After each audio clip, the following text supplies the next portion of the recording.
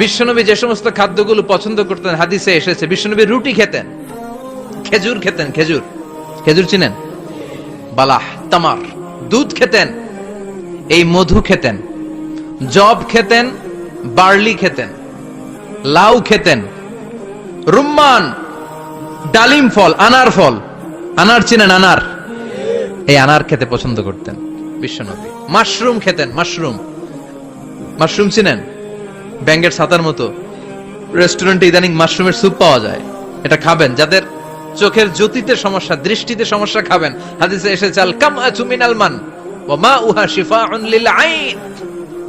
Mushroom হলো মান্না সালোয়ার মতো খাবার। মাশরুমের স্যুপ যারা খাবে, চোখের জ্যোতি যাদের কম, তাদের চোখের জ্যোতি বাড়িয়ে দিবে কে? اللهم حاسبنا حسابا يسيرا اللهم حاسبنا حسابا يسيرا